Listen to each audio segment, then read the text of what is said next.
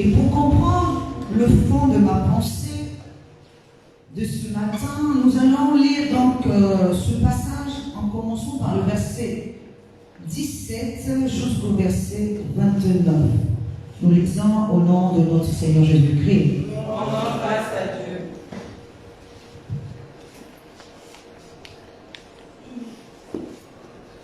Car Hérode lui-même avait fait arrêter Jean et l'avait fait lier en prison à cause d'Hérodias, femme de Philippe, son frère, parce qu'il l'avait épousée. Et que Jean lui disait, il n'était pas permis d'avoir la femme de ton frère. Hérodias était irrité contre Jean et voulait le faire mourir. Mais elle ne le pouvait, car Hérode craignait Jean, le connaissait pour un homme juste et saint, le protégeait, et après l'avoir entendu, il était souvent perplexe et l'écoutait avec plaisir. Cependant, un jour propice arriva, lorsque Hérode, à l'anniversaire de sa naissance, donna un festin assez grand aux chefs militaires et aux principaux de la Galilée. La fille d'Hérodias entra dans la salle, elle dansa et plut à Hérode et à ses convives. Le roi dit à la jeune fille, « Demande-moi ce que tu voudras, et je te le donnerai. » Il ajouta avec serment, « Ce que tu me demanderas, je te le donnerai, fût-ce la moitié de mon royaume. » Étant sortie, elle dit à sa mère, « Que demanderai-je » Et sa mère répondit, « La tête de Jean-Baptiste. » Elle s'empressa de rentrer aussitôt vers le roi et lui fit cette demande. « Je veux que tu me donnes à l'instant sur un plateau la tête de Jean-Baptiste. » Le roi, attristé, mais à cause de ses serments et des convives, il ne voulut pas lui faire un refus. Il envoya sur le champ un garde avec l'ordre d'apporter la tête de Jean-Baptiste. Le garde alla décapiter Jean-Baptiste dans la prison et apporta la tête sur un plat.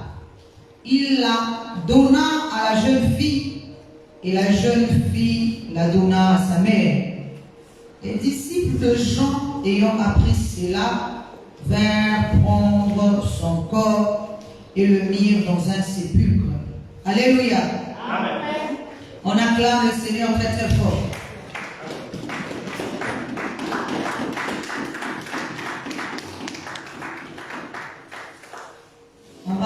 Nous allons nous asseoir.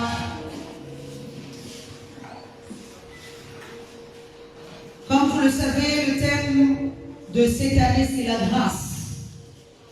Et il est tiré de Luc chapitre 1, verset 25. Le thème de ce mois de mars est le royaume. Et mon sous-thème de ce matin, la moitié du royaume. J'aimerais que tu répètes après moi, la moitié du royaume. La moitié du royaume. C'est trop faible, la moitié du royaume. La moitié du royaume. C'est toujours trop faible, je ne vous sens pas. Je ne sens pas un vivant dans la salle. C'est comme si nous sommes fatigués dès le petit matin. La moitié du royaume. La moitié du royaume. Voilà, là on sent qu'il y a un vivant dans la salle. Amen. Alors, comme vous le savez, j'ai déjà expliqué c'est quoi le royaume. Je vous ai déjà dit que le royaume, c'est la bonne compréhension des choses célestes. J'ai dit aussi que c'était un état d'esprit. Et c'est aussi un corps. Alléluia. Puisqu'il est dit, Dieu a fait de nous, tu as fait d'eux un royaume et les sacrificateurs. Donc, la bonne compréhension est une lumière. Or, la lumière est un corps. C'est ce corps qui est un royaume. Alléluia. Ce n'est pas n'importe quel corps qui est un royaume. C'est vrai que le corps terrestre aussi est un royaume, mais c'est le royaume terrestre. Alors que le corps céleste est un royaume, mais le royaume spirituel, le royaume céleste. Alléluia. Acclame le Seigneur très très très fort. Amen. Dans le passage que nous avons lu, il est dit que Hérode a succombé au charme de la fille de sa femme.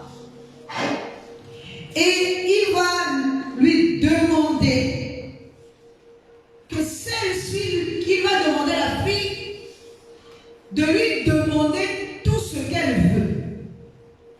Ne serait-ce que la moitié de son royaume. Donc tout ce que cette fille pouvait lui demander, il pouvait le lui offrir. Alléluia. Ce qui est quand même bizarre. Vous savez pourquoi c'est bizarre? Parce que Hérode est marié à la maman. Alléluia. Ça veut dire s'il est marié à la maman, il a déjà vu cette fille. C'est pas ça. Alléluia. Alors, qu'est-ce qui fait que ce jour-là seulement, lors d'une fête de son anniversaire, c'est ce jour-là seulement qu'il va succomber à son charme? Alléluia. Et il va jusqu'à lui demander, à elle de lui demander tout ce qu'elle veut. Alléluia. Alors, cette fille représente quoi? Cette fille ici va représenter la subconscience de l'homme. Alléluia. L'homme a une conscience, mais a aussi une subconscience. Alléluia. La conscience peut épouser Dieu, l'homme, mais la subconscience ne peut ou n'est pas épouser l'homme. Alléluia.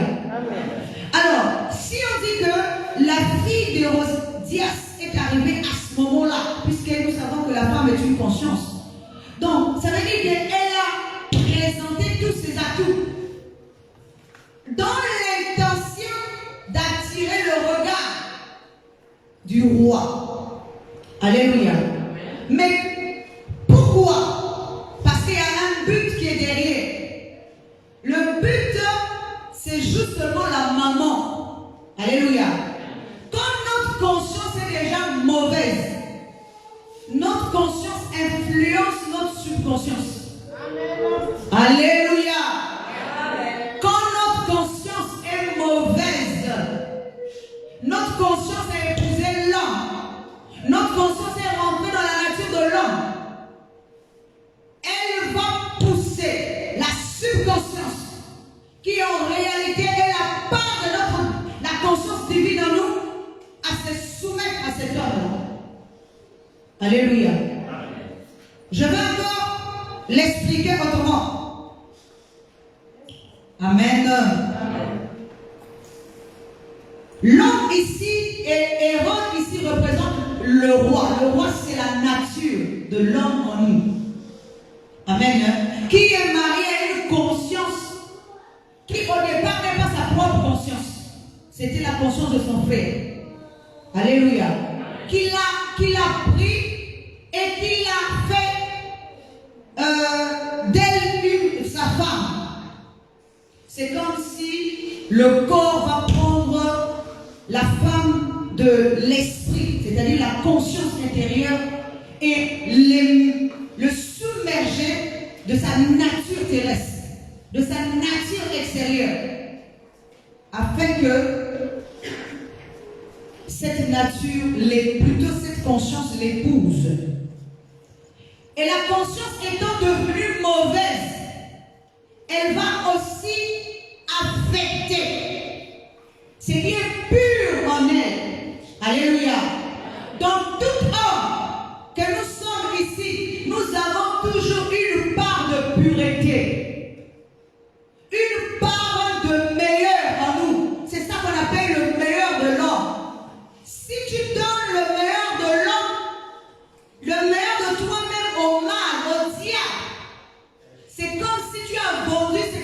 dit si tu as vendu ton âme. Alléluia. Parce que c'est la part de pureté. Cette part de pureté doit être distinguée de ce qui est terrestre et ce qui est spirituel. C'est pour ça que cette part de pureté doit être préservée. C'est pour ça qu'on dit toujours, vaut mieux être inconscient de ce que tu es en train de faire que conscient. Parce que lorsque ton subconscient est déviergé, ça veut dire que tu es maintenant consciente ou conscient jusque dans ta divinité, jusque dans ta spiritualité de ce que tu es. Alléluia. Tu deviens à part entière un être mauvais qui a vendu son âme, son corps spirituel, mais aussi la profondeur de la pureté que tu avais. L'homme n'est pas totalement mauvais, c'est faux. Même dans le mal, il y a un point de bien. Même dans le bien, il y a un point de mal. L'homme n'est pas totalement mal. C'est pour ça qu'on dit de Jésus qui est sorti de Nazareth, ou encore de l'homme souillé, peut-il venir de Nazareth quelque chose de bon? Ou encore de l'homme souillé, peut-il être un homme pur? Parce qu'au-dedans de cet homme-là, il y avait la pureté. Alléluia. Parce qu'au-dedans de cet homme, il y avait le meilleur de l'homme. Alléluia. Et l'homme a réussi à faire germer ce bon côté de lui. Afin que ce côté soit visible, palpable. Ça ne soit plus intériorisé, intérieur. Parce que des fois, nous pouvons penser de bonnes choses. Mais nous avons du mal à mettre cela en pratique. C'est pourtant c'est à l'intérieur de nous. Alléluia. Je prends un exemple où il y a des fois, tu vois qu'à l'intérieur de toi, il y a deux voix qui parlent. Ça arrive souvent. Tu penses quelque chose de mal, mais l'autre voix te dit, ah non, mais non, c'est pas ça. Pourquoi? Parce que la petite voix qui est en train de parler là est comme ta subconscience. Alléluia. C'est ta deuxième conscience. C'est comme une conscience de réserve que tu as à l'intérieur de toi. Une conscience de réserve, c'est celle-là en réalité qui est la véritable épouse. Alléluia. Dis Amen. C'est celle-là que tu dois, comme vous voyez, comment je veux dire, Naomi et Ruth. Amen. Tu vois, Naomi incarne justement la grande conscience qui doit prendre la petite conscience, l'emmener jusqu'à dans le niveau de sa divinité. Alléluia. Est-ce que nous sommes en train de comprendre? Il faut ramener ce qui est meilleur en toi vers l'extérieur. Mais cela, c'est ta conscience principale qui va ramener ce qui est enfoui au-dedans de toi. Parce que toi-même, en tant que conscience principale, tu vas vieillir. Dieu n'épouse pas celle qui a vieilli.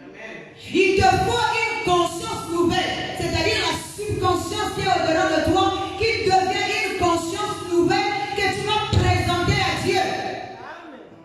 C'est ta conscience de réserve. Alléluia. C'est pour ça que tu ne peux pas vendre ce que tu as de meilleur en toi, parce que c'est celle-là, même si elle est petite, elle est le bien le plus précieux que tu peux obtenir. Alléluia. Acclame le Seigneur pour ça. Merci beaucoup, Papa. Merci de roi.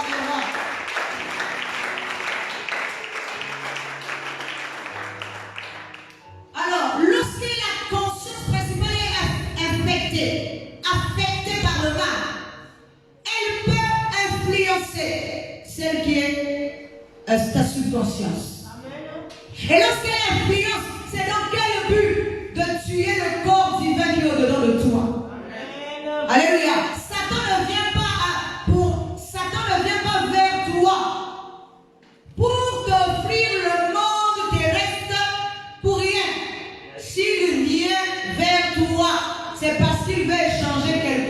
avec toi. Il veut prendre ce qui est de grand à l'intérieur de toi. Ce qui est, comment je vais dire ça, l'habitation même de Dieu. Dieu n'est pas dans ta conscience principale, mais Dieu est dans ta subconscience au jour d'aujourd'hui. Mais lorsque Dieu, le mal veut saisir ta subconscience, c'est dans l'intention de saisir la divinité qui est au-dedans de toi. Alléluia. C'est ça qu'on appelle l'âme. Répète après moi, l'âme. Alléluia. Parce que la conscience principale est l'esprit. Mais au-dedans de cette conscience, il y a celle qu'on appelle l'âme. Et dans l'âme, il y a aussi la divinité dans cette âme-là. C'est comme pour dire que l'âme, il y a la divinité au-dedans de l'âme. L'âme est à l'intérieur de l'esprit. L'esprit est à l'intérieur d'un corps qui est notre corps extérieur. Alléluia. Vous avez déjà vu les espèces de boîtes. Quand tu ouvres la première boîte, dedans il y a encore une autre boîte. Alléluia. Tu sors encore la deuxième boîte, dedans encore il y a une autre boîte. Tu sors encore, dedans encore il y a une autre boîte. Alléluia. C'est ça l'homme que nous sommes. Nous voyons l'extérieur, mais à l'extérieur, dedans, il y a encore un autre corps, l'esprit. Après, il y a encore l'âme. Après, il y a la divinité au-dedans de nous. Mais le plus petit de ce corps-là est le plus grand de tous. Alléluia. C'est pas le plus grand qui est plus puissant, mais c'est le plus petit. C'est comme si on ouvre la dernière boîte là. Est plus grand ou grande, plus puissant, plus fort que tout ce qui est avant lui. Ou avant elle. Alléluia. Acclame encore le Seigneur.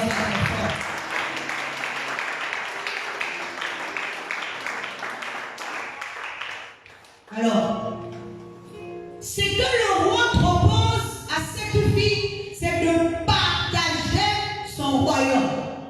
De lui donner la moitié de son royaume. Mais elle tellement, ça veut dire quoi? Partager le corps.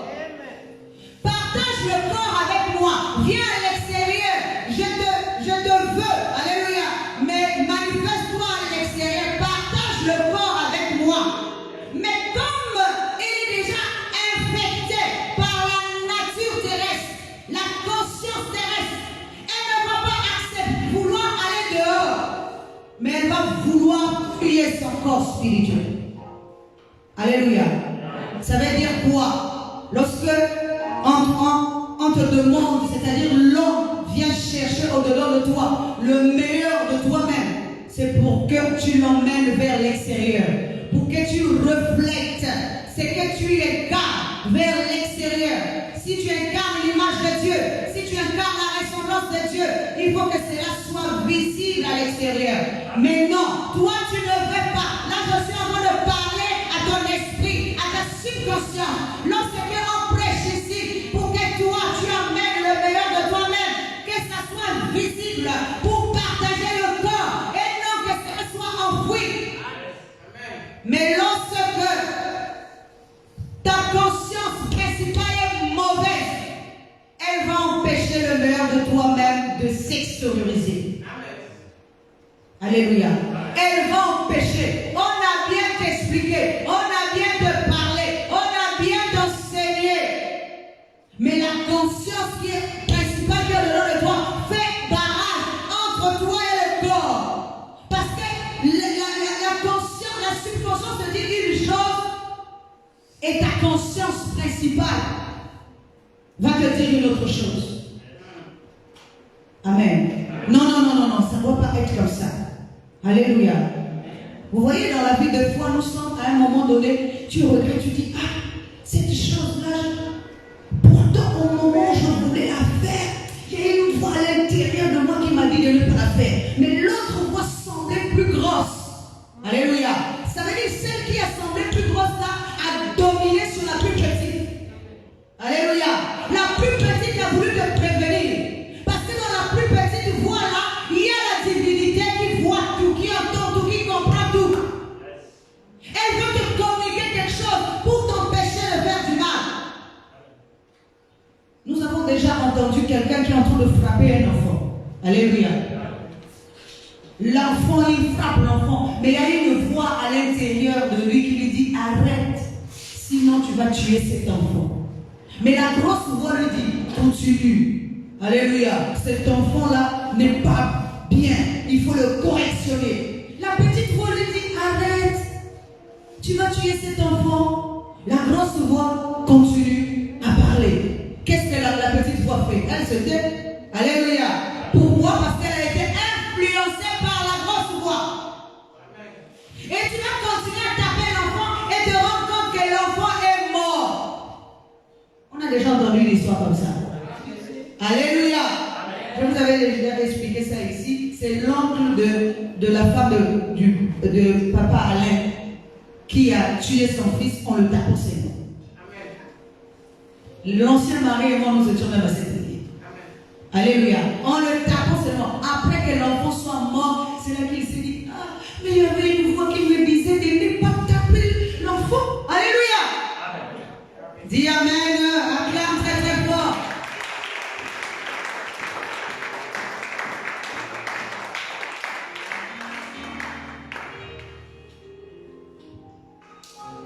Il demande à la subconscience de partager le royaume avec lui. Mais elle, ce n'est pas ce qui l'intéresse. Ce qui l'intéresse, c'est voir la divinité. Ça, c'est carrément Satan. Alléluia. Carrément, Satan, quand il s'installe en toi, il ne veut pas voir le meilleur de l'autre germer. Il ne veut pas voir que l'autre puisse prospérer, puisse grandir, puisse s'élever. Il va vouloir tuer l'autre, pas forcément de manière physique, parce qu'il y a plusieurs manières de tuer l'autre. Amen. Il y en a d'autres qui tuent les autres en les critiquant, parce que quand quelqu'un est faible, quand tu entends par exemple que ton meilleur ami t'a critiqué, ça va te laisser dans un état critique spirituellement. Tu seras abattu. Alléluia. Quand tu entends que mon propre frère, ta propre soeur est en train de dire quelque chose de mauvais sur toi, ça peut t'abattre spirituellement. Alléluia.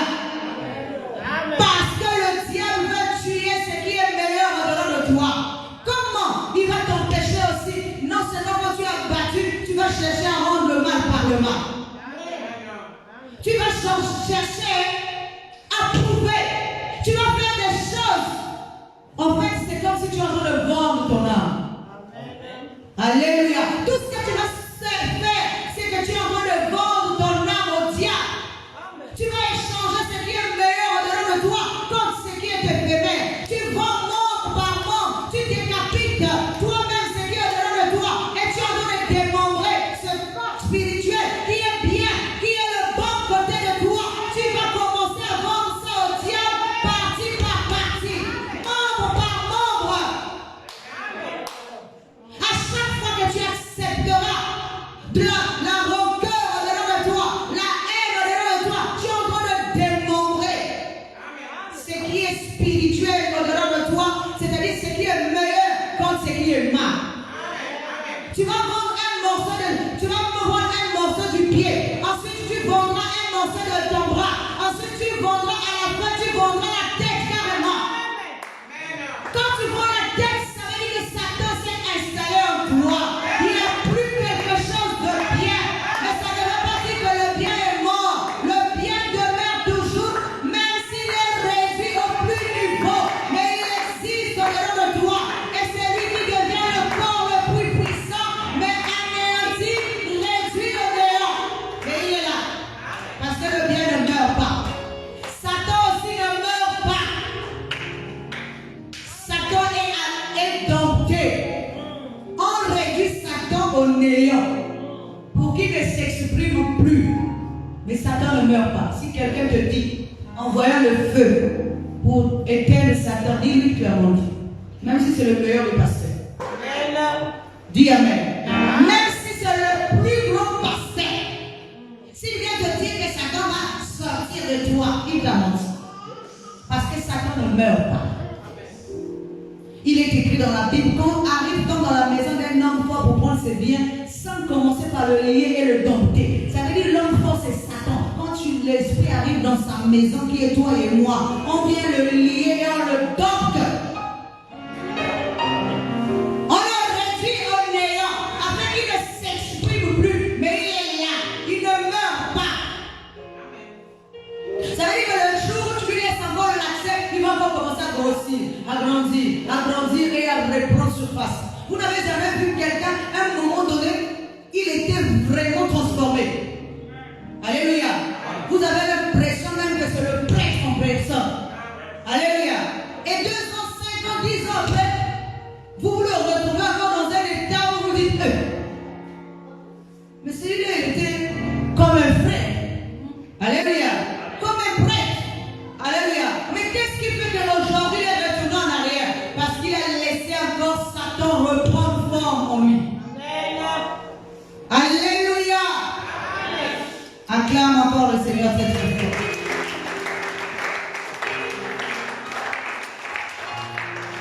Nous allons prendre l'image de Jésus face à Satan.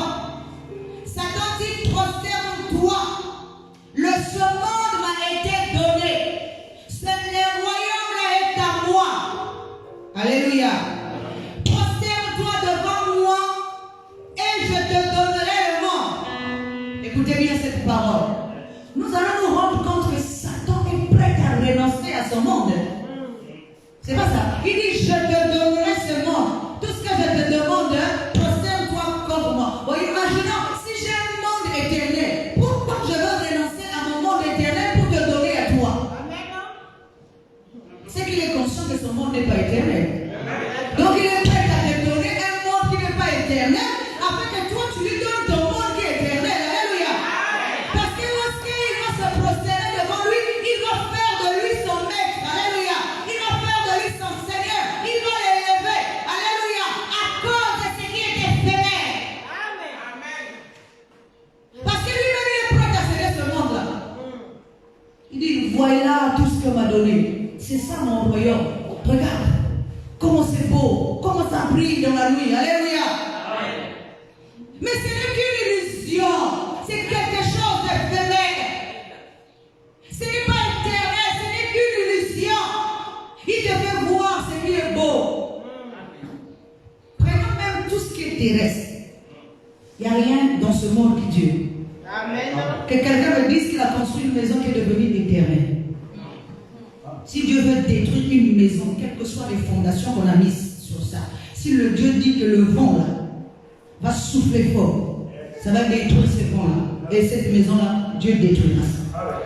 Vous voyez, je vais prendre un autre exemple. Vous connaissez l'histoire de la cathédrale de Paris, la Notre-Dame, qui a été construite depuis je ne sais pas combien de siècles. Alléluia. Alléluia. Mais la cathédrale là a pris feu. Il a fallu qu'on la reconstruise. Alléluia. C'était passé dans les médias. Vous le savez, vous avez entendu, vous avez vu. Ça veut pour dire qu'aucun édifice physique ne peut durer éternellement. Amen. Alléluia. Aucun bien physique ne peut durer éternellement. Même tes vêtements physiques, quand tu vas porter, à un moment donné, ça va s'user. Alléluia. Ta voiture va vieillir. Ta maison vieillira. À un moment donné, quand tu es moyen, tu vas embellir la maison. La maison sera toujours belle et propre. Mais quand tu n'auras plus de maison, quand on rentrera dans cette maison, cette maison à l'époque, c'était une belle maison. Quand tu rentrais ici, c'était une belle maison. Alléluia. Pourquoi? Parce qu'elle a vieilli. Tu n'as plus de moyens. Tout ça, Dieu essaie de nous faire comprendre que dans ce monde ici, il n'y a rien qui est éternel. Amen. Amen.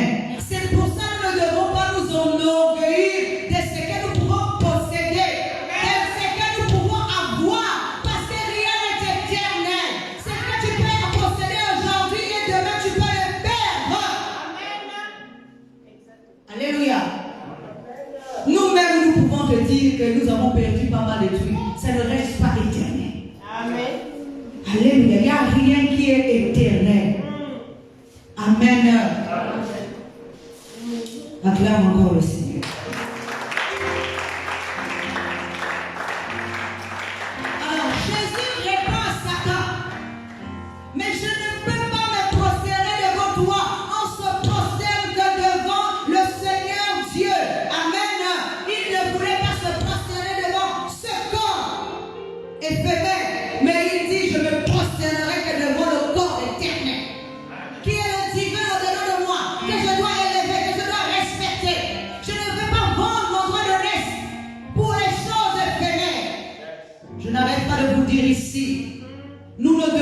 vendre notre droit de naissance. Quelle que soit la famille que nous avons, quel que soit le temps que nous sommes en train de passer, les difficultés, les problèmes, ça arrive à tout le monde.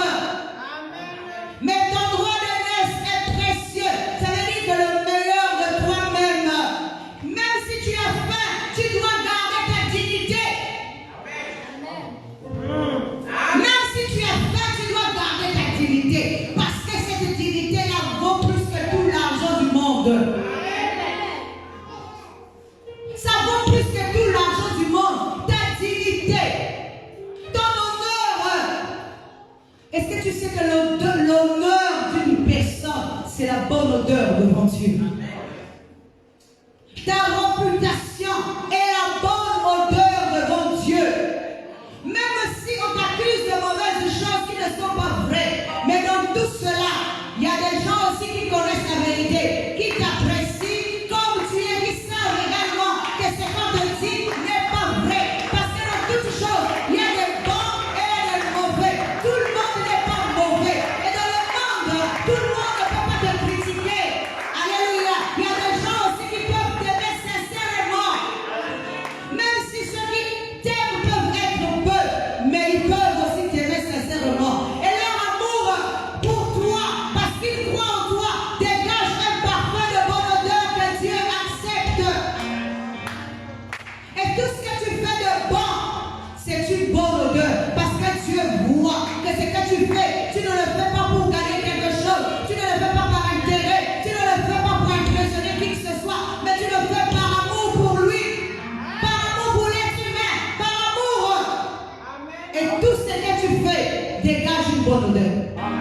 C'est pas ton corps physique qui dégage une bonne odeur, mais ton corps spirituel. Alléluia. Ça veut dire que tu te prépares à donner ton corps spirituel à Dieu afin qu'il y vive éternellement. Tu te pars d'un vêtement de bonne odeur, d'un corps précieux pour que l'époux vienne s'y installer. Satan n'oblige personne à se soumettre de lui. Ça, c'est faux. Satan n'oblige personne. Je répète bien. Satan n'a jamais obligé quelqu'un à se soumettre à lui. Mais il te fait la proposition. Il y a une différence entre te proposer et t'obliger. Est-ce que nous sommes en train de comprendre? Il y a une différence entre t'obliger et te faire la proposition. Alors, il te fait la proposition comme il a fait à Jésus. Mais ça ne veut pas dire que tu dois céder à sa proposition. Parce que cette proposition devient une séduction. Il te montre son corps et son royaume. Il te dit, regarde comment je suis beau. Regarde comment je suis intelligent. Regarde comment je brille dans la nuit. Regarde comment je suis. C'est son royaume. Maintenant, toi, si tu succombes à la tentation de Satan, où est son problème? Amen. Alléluia. Parce qu'il est venu te séduire, c'est toi qui n'as pas été assez solide pour résister.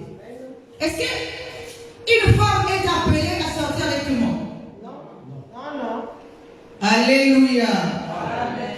Non. C'est la même chose aussi spirituellement. Amen. Tu n'es pas obligé d'accepter tout ce qu'on te dit, tout ce qu'on fait. Amen. Ça veut dire que tu es séduit par Satan. Amen. Tous les élans du mal arrivent en toi. Parce que tu es séduit par le mal. Alléluia. Satan n'oblige personne. Mais Satan te séduit. Il utilise ta subconscience quand tu le lui permets. Il ne peut pas utiliser ta subconscience quand tu ne lui permets pas. Quel que soit ce que tu es en train de traverser. Amen. Tu dois faire un barrage entre toi et le mal pour protéger ce que tu as de meilleur en toi-même. Ne le lui livre pas sur un plateau. Alléluia. Mais garde ce que tu as de meilleur en toi-même. Parce que c'est le corps éternel là que nous avons besoin. Parce qu'après notre vie sur terre, c'est cette vie après que nous avons besoin. Amen. Et je veux te dire encore une chose.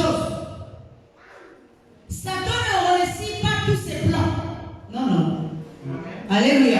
Amen. Satan ne réussit pas tous ses plans. Pourquoi?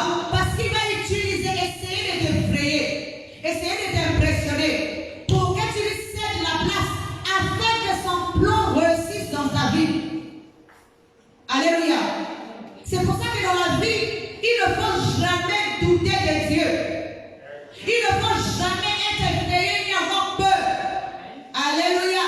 Il ne faut jamais se laisser aller par des courants, par de vents et marées. Parce que c'est ça qui fera de toi un petit être déplaçable. Alléluia. Satan ne réussit pas tous ses coups. La preuve en est, il n'a pas réussi avec Jésus. Dis Amen. La preuve en est, il n'a pas réussi avec Jésus. Tous ceux qui sont en Christ réussiront toujours de vaincre le diable. Quelles que soient ses manigances, ses plans. Amen. Amen.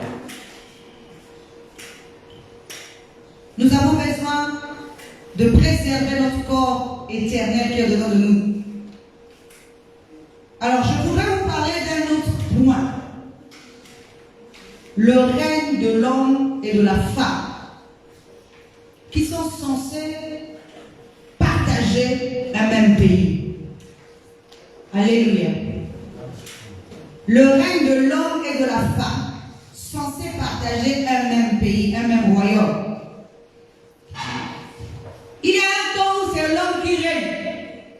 Il y a un temps où c'est l'homme qui règne et il y a un temps où c'est la femme. Ici, je ne parle pas de la femme physique ni de la femme spirituelle, mais plutôt de l'homme physique. Je suis en train de parler de l'homme terrestre, de la nature de l'homme terrestre et de la nature de l'homme spirituel, qui sont aussi représentés par l'âme et l'homme et la femme, par l'être extérieur et l'être intérieur. Amen. Le pays qu'il doit vous partager, c'est le corps. Amen. Quand l'homme règne, écoutez bien, quand c'est l'homme qui règne, la nature de l'homme qui règne, il ne partage pas son pays avec son épouse.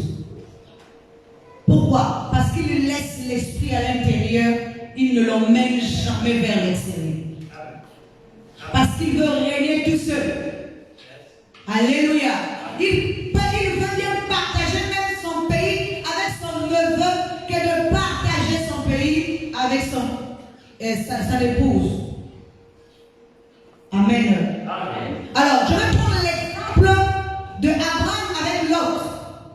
Il est dit qu'au moment où ils sont sortis de l'Égypte, ils sont arrivés quelque part et ils ont dit, en regardant l'étendue du pays, Abraham a demandé, puisqu'il y avait maintenant les querelles entre les deux camps, le camp d'Abraham et le camp de Lot.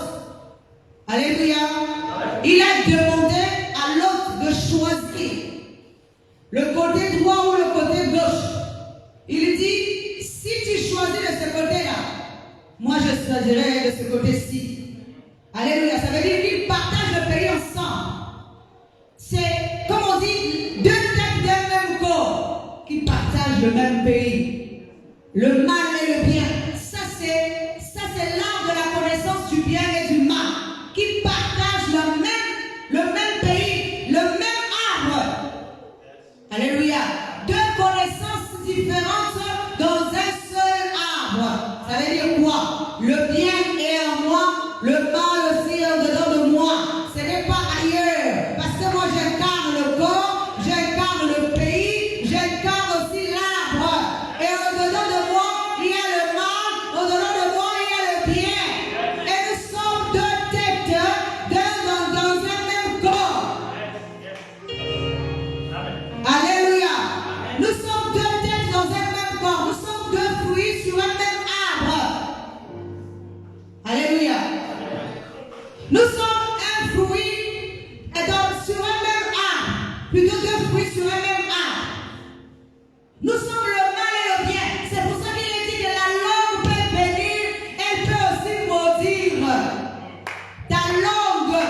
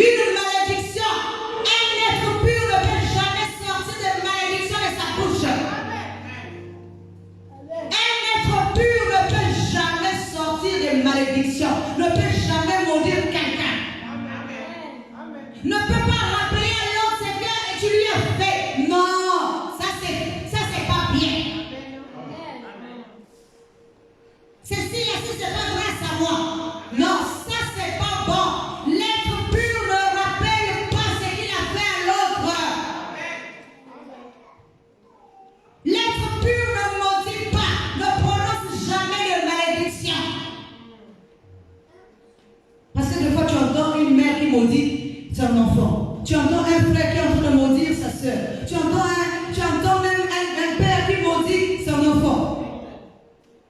Alléluia. Tu entends une personne même dans la rue qui est en train de maudire un autre. Oh. Qui es-tu? Alléluia. Tu n'es pas Dieu. C'est pour ça qu'il dit que malédiction sans cause n'a aucun effet. Amen. C'est pour ça que je dis aussi, Satan ne réussit pas tous ses coups. Quand tu as réussi, c'est qu'il a trouvé vraiment quelque chose de mauvais. C'est que tu as fait là est vraiment mauvais. Et que lui, comme il est devenu mauvais, il fait sortir son venin pour ta tête. Mais quand tu n'as rien fait, quel que soit ce qu'on peut faire, ça sera sans effet. Parce qu'en dehors de toi, tu as gardé la pureté, tu as gardé la virginité, tu as gardé le meilleur de toi-même impur. Si quelqu'un te maudit, n'aie pas peur. Si tu ne connais rien, n'aie pas peur. Si tu connais quelque chose à ce moment-là, tu vas demander pardon. Alléluia. Il faut réparer. Parce qu'il faut réparer pour que sa malédiction ne t'atteigne pas. Mais si tu ne connais rien, il faut que tu restes tête haute. Parce que c'est une malédiction sans cause et c'est sans effet sur toi. Et écoutez bien, quand nous maudissons, ça peut se retourner sur soi-même. Parce que lorsque ça va aller sur la personne que tu es en train de maudire, parce que la malédiction là, il faut qu'elle atteigne quelqu'un. Je répète encore, quand tu prononces une malédiction, ça veut dire que tu as jeté un venin. Ce venin-là doit atteindre quelqu'un à tout prix. Quand tu l'envoies vers une personne qui est innocente, elle arrive là, elle voit qu'il n'y a rien à retenir sur cette personne. Elle va te revenir à toi-même, sur tes enfants, sur les enfants de tes enfants, sur toi-même. Alléluia. Parce que tu y as fait quelque chose contre une personne innocente. Tu as envoyé un venin contre une personne qui n'a rien fait. Le venin là va te revenir à toi-même, tôt ou tard. Parce que la personne, le venin là, pour s'injecter en cette personne, il faut qu'il trouve dans la personne ce que tu lui reproches. Mais si c'est juste la jalousie, si c'est juste la haine, si c'est juste ton hypocrisie, mais quand le venin arrivera chez la personne, il va dire, oh, mais cette personne-là est innocente. Parce que le venin là, c'est un corps. Le venin là aussi, c'est un esprit. C'est une entité que tu es en train d'utiliser. Après l'avoir utilisée, elle reviendra vers toi. Tu ne l'as pas utilisée comme ça. Alléluia.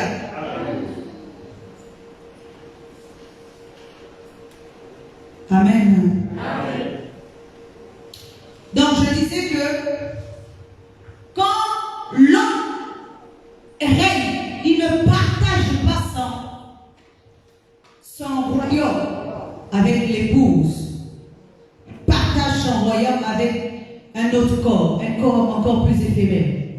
Alléluia. Quand l'homme règne, il laisse sa femme à l'intérieur, c'est-à-dire dans la maison. Amen. Mais même si la femme est dans la maison, au moment où il faut accomplir la destinée spirituelle, on ne cherche plus l'homme, mais on cherche la femme. Acclame le Seigneur très très fort.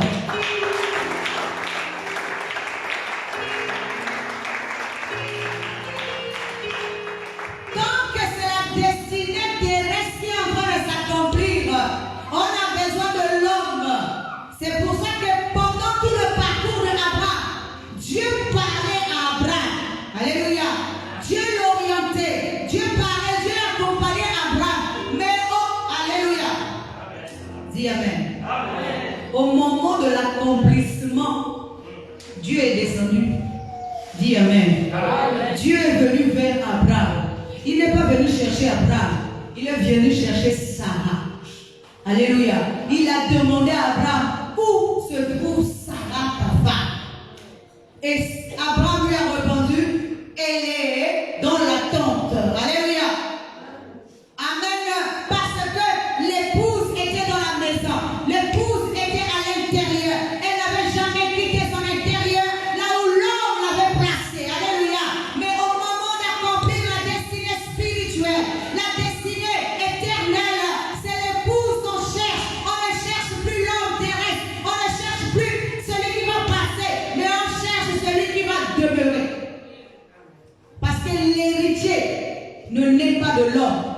mais né de la femme. Amen. Alléluia. L'héritier ne naît pas de l'homme, mais il est né de la femme. Amen. Parce que c'est la postérité de la femme qui écrase la tête du serpent. Ce n'est pas la postérité de l'homme. Dans le jardin d'Éden, on a dit à Satan, au serpent, je mettrai inimitié entre toi et la femme. La postérité de la femme t'écrasera la tête. Mais en réalité, dans le physique, est-ce que la femme physique a une postérité? C'est l'homme qui a une postérité. C'est l'homme dans le physique qui a une lignée. Alléluia. Puisque c'est son nom qui est communiqué. C'est son nom qui est transmis. C'est l'homme, alléluia, qui a une postérité dans le physique. Mais dans le spirituel, ce n'est plus l'homme, c'est l'épouse qui a, c'est la femme qui a une postérité. Car c'est la postérité de la femme qui devient un corps éternel, un héritier. Seul l'enfant légitime qui peut hériter le corps éternel, le royaume de son Père. Alléluia. Lorsque la femme règne, la femme ici c'est l'esprit, c'est la conscience. Lorsqu'elle règne, elle partage le royaume avec son époux. Alléluia. Parce que elle vient à l'extérieur. Elle a alléluia. Parce que comme c'est l'ex-intérieur, elle doit emmener l'homme extérieur vers l'homme intérieur. Elle partage, dis amen, elle partage son royaume avec son époux. Elle emmène l'homme extérieur vers l'homme intérieur, afin qu'au-dedans d'eux, qu'ils forment un seul être. Vous voyez la différence entre l'homme extérieur et l'homme intérieur. C'est pour ça que Jésus dit, tous ceux qui veulent venir après moi doivent se charger de leur croix et me suivre. Ça veut dire quoi? Prends ta croix qui est ton corps extérieur et emmène ce corps jusqu'à la dimension de l'esprit. Parce que l'esprit accepte de partager sa gloire, son pays avec l'homme. Ah. Là, le Seigneur dit, prends ta croix et suis-moi. Il est venu te chercher. Il te dit parce que lui incarne cette épouse qui vient te chercher, qui est en train de dire à l'homme, viens vers moi, prends ta croix et viens avec moi partager mon royaume. C'est pour ça qu'il peut dire, prenez, mangez ceci et mon corps que je donne pour vous. Prenez, buvez-en, c'est mon sang que je suis en train de partager avec toi. Il partage son corps avec toi, il partage sa nature avec toi. Il te dit, prends ta croix et suis-moi. Lève-toi à la dimension de l'esprit pour partager le corps de l'esprit avec lui. Alors que toi, tu ne veux pas, toi, homme extérieur, tu ne veux pas partager ton corps extérieur avec lui. Tu ne veux pas qu'il te reflète à l'extérieur. Tu ne veux pas qu'il se règne avec toi à l'extérieur. Tu viens égoïste au point où tu le laisses enfouir au-dedans de toi. Tu comprends les choses et tu n'arrives pas à les mettre en pratique. Donc il n'arrive pas à venir à l'extérieur, à s'afficher. Mais lui te dit non, viens maintenant dans ma nature. Puisque tu ne sais pas m'aimer, tu ne sais pas m'adorer, moi je vais te montrer comment on adore. Alléluia. Donc il est obligé de descendre à ton niveau pour te ramener vers lui, pour te montrer le chemin. Alléluia. Le règne de l'homme est différent du règne de la femme.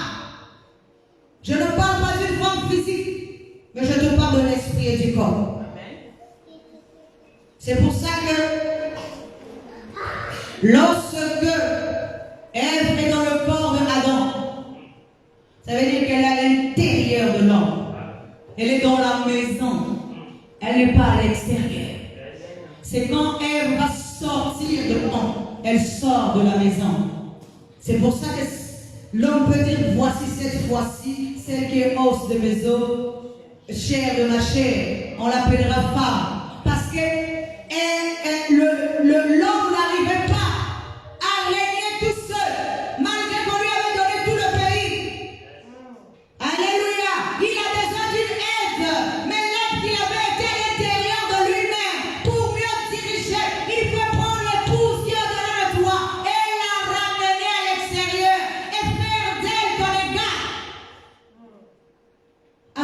vous puissiez régner à deux. Amen.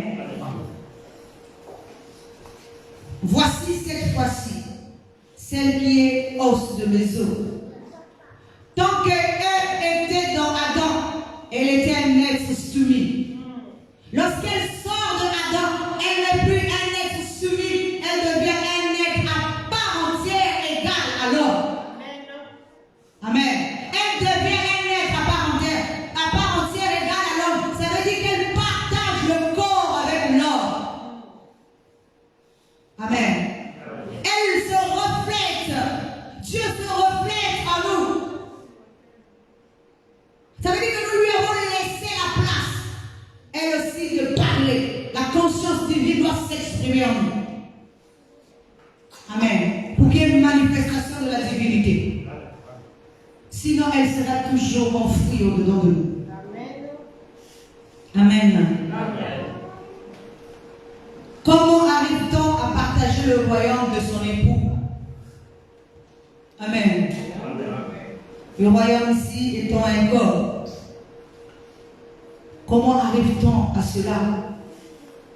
Du côté extérieur, si l'esprit en nous doit venir à l'extérieur. Amen. Nous allons prendre l'exemple de la reine Esther. La reine Esther est arrivée au niveau de son époux sans se faire tuer. Parce que la loi de l'homme disait que toute épouse qui arrive jusqu'à l'homme, dans sa dimension, dans son palais, sans être invitée, devait être tuée. Mais elle est arrivée là, sans qu'on la touche. Mais encore une grâce. Elle a reçu la grâce de l'homme. Vous savez pourquoi? Nous allons voir petit à petit ce qui s'est passé. Alléluia. Pourtant, lorsqu'elle arrive devant le roi lui propose la moitié de son pays. Non seulement il va d'abord la gracier, déjà, je vais dire quoi? Enlever la mort qui pesait sur elle à cause de l'accès qu'elle a fait en arrivant jusqu'au roi. Elle méritait la mort, mais le roi lui enlève cette sentence. Alléluia. Mais ensuite, il va lui proposer la moitié de son royaume. Dis Amen. Dis encore Amen. Amen. C'est là que nous voyons que Esther incarne aussi le Christ. Parce qu'elle ne va pas s'intéresser au royaume, mais va s'intéresser à son corps spirituel qui sent le peuple d'où elle est sortie. Elle va dire que je suis venue parce qu'elle vient inviter le roi pour lui parler de son peuple, c'est-à-dire de son corps à elle d'abord. Avant de partager le royaume, il faut d'abord préserver mon corps spirituel. Amen. Comment elle a réussi à pénétrer ou à accéder au roi? C'est parce qu'elle s'est d'abord parlé. Écoutez, elle s'est d'abord dévêtue. Elle a enlevé les habits royaux qu'elle avait avant. Les habits qui faisaient d'elle une reine. Elle a enlevé ça. Elle a dormi 3 jours au sol. Ce n'est pas les 3 jours physiques. Alléluia. C'est les 3 jours spirituels. Donc dans 3 dimensions, elle est descendue jusqu'à arriver au plus bas. Elle n'a pas mangé.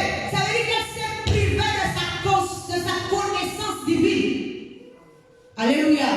Pour rester. Parce que si elle devait manger ce qu'elle mange d'habitude, ça veut dire qu'elle ne s'est pas privée.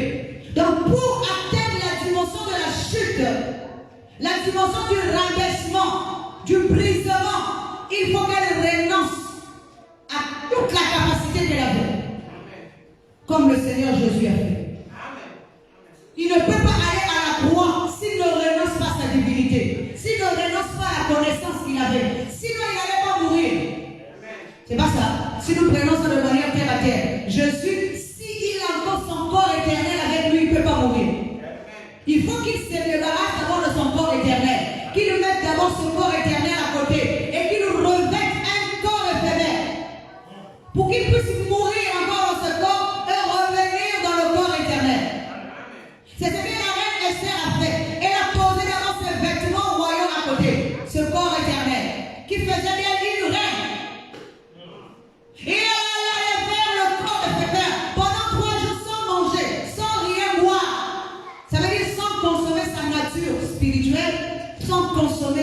essence spirituelle. Se rabaisser. Parce que tant que tu consommes ce qui est spirituel, tu restes toujours au haut niveau. Tu restes toujours au sommet, tu ne descends pas. Mais quand tu commences à renoncer à ça, ça veut dire que tu es en train de descendre. Passer par le rabaissement. Alléluia. C'est que nous refusons. Notre seule divinité là, que nous avons élevée, que nous avons positionnée très haut, a du mal à descendre, a du mal à être brisée. Combien même Dieu nous fait passer par des moments difficiles à l'extérieur. Mais il y a des gens, même s'ils passent des moments difficiles à l'extérieur, pourtant ça c'est fait pour que tu te débarrasses de ce qui, ton ego surdimensionnel. Alléluia.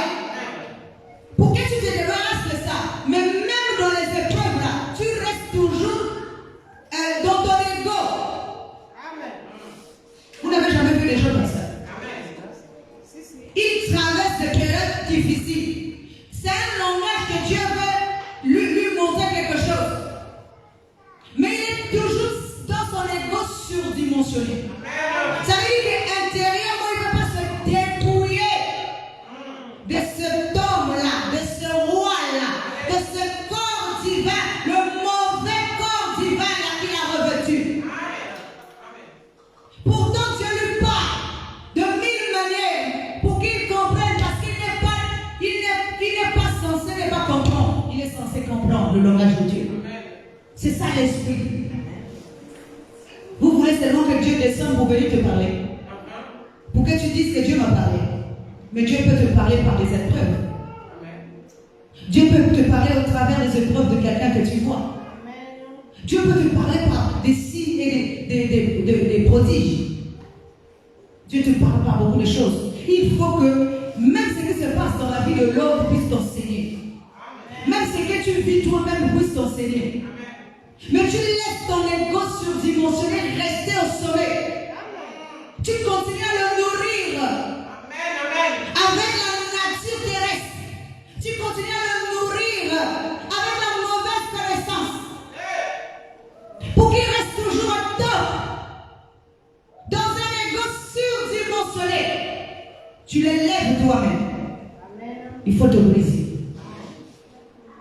Il faut te rabaisser. Dans tout cela, Esther nous enseigne l'humilité. Alléluia. Parce qu'elle-même, elle a enlevé ses habits royaux. Elle s'est dit que si je n'enlève pas mes habits royaux, donc ça là, mon corps spirituel mourra. Si l'ego ne meurt pas au-dedans de toi, ton corps spirituel mourra total. Ça, il n'y a rien à faire. Ton corps spirituel mourra. Le corps éternel que tu as dedans de toi va se détruire. Parce qu'au jour d'aujourd'hui, il est condamné. Amen. Amen. Se dévêtir de l'homme terrestre. Retirer ses vêtements royaux de cet égo surdimensionné. Se dépouiller de l'homme ancien. Se rabaisser, adorer par terre. C'est-à-dire à un niveau où même si on est en train de te critiquer, tu vois, tu dis non, je passe mon chemin. Amen. Alléluia. Parce que tu es au plus bas. Amen. Mais là, tu dis je passe mon chemin. Jésus a revêtu l'humilité. Jésus s'est rabaissé à devenir un homme terrestre. Alors qu'il était un divin, il a fallu qu'il renonce d'abord à sa divinité pendant un temps pour porter le corps terrestre. Ça, c'est pas donné à n'importe qui. Amen. Ça veut dire que tu dois d'abord enlever l'ancien homme en toi, c'est cet égo surdimensionné. Afin que tu te rabaisses. Et Dieu viendra te chercher là où tu t'es rabaissé là. Et il te relèvera encore. Parce que le premier corps surdimensionné est le Fils de l'homme. Mais le deuxième corps dans lequel tu rentreras sera le Fils de la femme. Le Fils de la promesse. Alléluia. Comment partager le royaume avec son époux?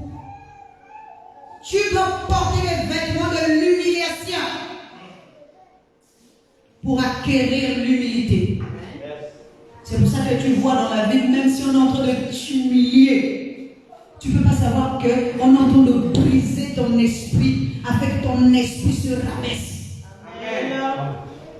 Amen. Ça doit nous enseigner. Même quand on t'humilie, il ne faut pas en vouloir aux gens qui sont en train de t'humilier là. Au contraire, ils sont en train de t'aider à devenir meilleur. Quand on est en train de te critiquer, n'en veux même pas aux gens qui sont en train de te critiquer. Parce qu'il faut faire de toi être meilleur de toi-même. Quand ils disent des faussetés sur toi, ce n'est pas grave. Bénis Dieu. Parce que là, il faut sortir le meilleur de toi-même. Lorsque tu n'arrives pas à les en vouloir, tu fais sortir le meilleur de toi-même. Tu dis, oh Dieu, pardonne mon frère, pardonne ma soeur, qui est en train de me critiquer, qui ne me connaît pas réellement. Mais je te bénis parce que tu as mis en moi un cœur pour les comprendre. Maintenant, tu as mis en moi un cœur pour continuer à l'aimer malgré ce qu'il est en train de faire. Amen. Quelqu'un qui te provoque tous les jours, mais tu continues à l'aimer. Tu montres le meilleur de toi-même. Tu montres que tu es meilleur que lui. Tu montres que tu es meilleur. Bénis-le encore parce qu'il t'aide à t'élever. Il t'aide à t'émanciper. Il t'aide. Ne l'en veux pas.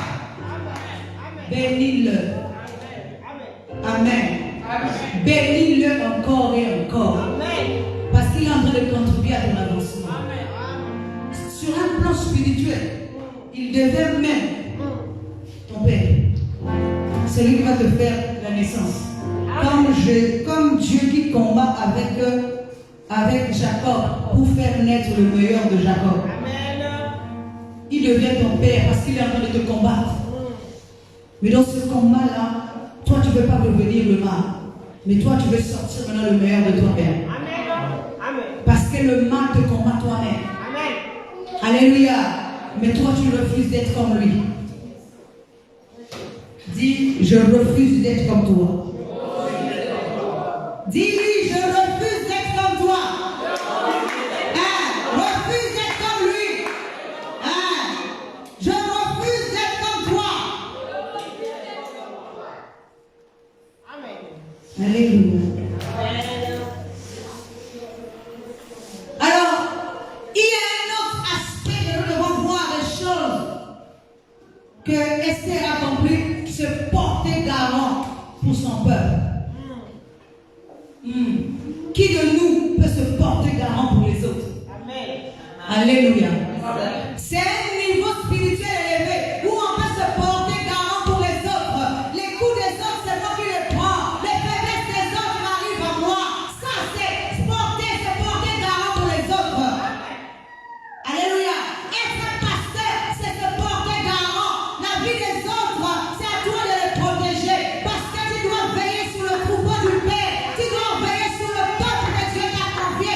C'est ça, être un vrai garant. Tu dois empêcher comme David qui empêchait les animaux d'atteindre la bergerie de son père. C'est ça, se porter garant. Je suis un bon berger. Je ne veux pas que le mal pénètre en toi. Je suis obligé de t'enseigner à mettre un barrage contre le mal. Parce que si le mal vient, il vient que pour dérober, pour te détruire. Il ne vient pas pour être ton copain. Le diable n'est pas ton ami. Le diable rentre dedans de toi pour t'empêcher d'évoluer. Alors le rôle d'un pasteur, c'est pour ça que je vous ai toujours dit, je ne veux pas vous enseigner de l'homme, je veux vous enseigner le Christ, parce que ça vous permettra de faire barrage entre toi et Satan, pour que Satan ne rentre pas au-dedans de toi, pour que Satan ne vienne pas t'égorger, pour que Satan ne vienne pas te tuer, te dérober. Quand on dit dérober, ça veut dire te manipuler, te changer la nature. Tu passes de la nature de Dieu à la nature satanique, à la nature terrestre, à la nature du monde. Non. Le but d'un pasteur, c'est d'être garant pour les âmes que Dieu lui a confiées. Comme Esther, elle s'est levée. Ce n'était pas pour elle-même. Alléluia. Mais en réalité, c'est son corps. Si elle ne défend pas son corps, un jour, elle sera perdue. C'est pour ça que je vous ai toujours dit, celui qui est en face de toi, ça peut être ton esprit comme ça peut être ton corps. Donc ne fais pas des problèmes, parce qu'il est dit que 2 valent mieux que 1. Il faut que vous puissiez marcher l'un à côté de l'autre, parce qu'il est en face de toi, il peut représenter ton corps, toi tu peux représenter son esprit. Alléluia. 2 valent mieux que 1. Et il ne peut pas marcher ensemble sans se convenir. Il faut que vous puissiez vous convenir pour marcher ensemble. Vous entendez, ton corps et ton esprit doivent s'entendre. Et tu vas t'entendre aussi avec celui qui est à côté de toi. Amen. Mais tu dois être un bon garant pour ton corps. Tu dois être un bon garant pour les autres. Tu ne dois pas te chercher, moi je me sauve moi et je ne sauve pas les autres. Non. Je vous ai souvent dit ici, le salut n'est pas individuel. Il est individuel dans ton esprit, mais dans ton corps il est collectif. Amen. Parce que ton corps est formé de plusieurs membres. Alléluia. Nous devons accepter d'affronter l'époux. Amen. Non seulement elle a veillé sous son intérieur, sous son corps spirituel, représenté par le peuple à qui elle appartient. Elle a été garant pour ce peuple-là. Son corps spirituel. Elle n'a pas voulu le vendre. Parce que quand l'époux lui propose le royaume, elle n'a pas dit non, c'est le royaume que je veux, non. Amen. Elle a dit que mon peuple est condamné à mourir. Parce qu'il y a un intrus qui veut faire périr mon peuple. Et c'est là qu'il va lui dire, ah bon. Alors, c'est là que je vous dis que la malédiction se retourne contre toi-même. Parce que Aman qui voulait faire périr le peuple d'Esther, c'est lui-même qui s'est retrouvé. Il voulait faire périr Mardoché, mais il s'est retrouvé lui-même pendu à la place de Mardoché. Alléluia. Pourquoi? Parce que l'esprit a bien défendu son corps. C'est ton esprit de bien défendre ton corps. Amen. C'est ton esprit à bien défendre son corps spirituel qu'on ne peut pas pendre. Et la tête de ce corps était représentée par Mardoché, l'oncle de Esther. Alléluia. Acclame le Seigneur très très fort.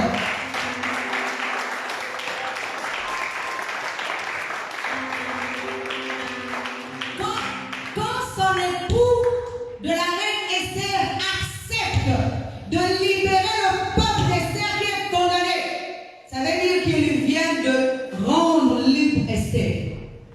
Il vient de sortir l'épouse qui était en lui vers l'extérieur. Est-ce que vous comprenez ce que je dis? Alléluia. Il vient de l'emmener vers l'extérieur. C'est à ce moment-là seulement qu'elle peut être à part entière une épouse libre et égale à son époux. Si son peuple n'est pas libre, si son peuple n'est pas condamné, comment pourrait-elle être libre?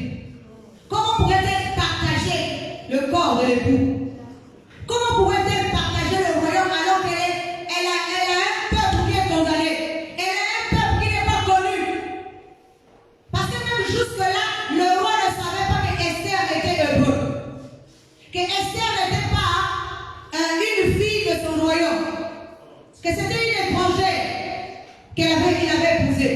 C'est quand elle lui a dit la vérité que le roi l'a non seulement gracié, a gracié son peuple. Alléluia. Et elle s'est rendue libre. Et elle peut maintenant partager le royaume tranquillement avec son âme. Alléluia. Ça veut dire que son corps, elle partage le royaume en étant également dans son corps égal à son âme. Alléluia. Acclame le Seigneur. Pour finir, Dieu te propose la moitié de son royaume. Dieu te propose la moitié de son royaume. Mais toi aussi, tu lui as dit que je dois être un être indépendant. Un être libre, pas un être soumis. Parce qu'un être soumis sera toujours un être soumis. Mais un libre.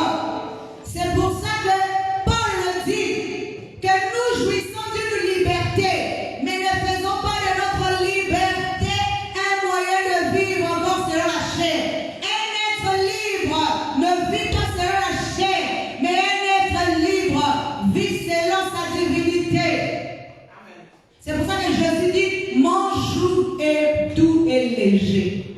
Pourtant, tu es toujours lié à lui. Mais son joug est différent du joug de l'ennemi. Alléluia.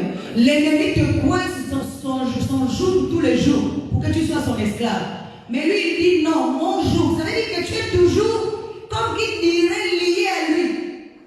Amen. Esclave, on peut dire. Puisque le joug, ça fait partie de l'esclavage. Mais ce n'est pas de la même manière. Ça veut dire que tu joues, ça veut dire que tu es dans le corps de Dieu, mais tu jouis de toutes tes facultés. Amen. Alléluia. Tu ne dépends pas d'un maître qui t'inculque ses propres facultés. Amen. Parce que tu deviens une épouse qui a une conscience aussi, qui a une nature aussi, qui a une compréhension ici, mais qui ne profite pas de cette liberté pour faire n'importe quoi. Alléluia. Que la parole de Dieu trouve place en nous. On acclame très très très fort.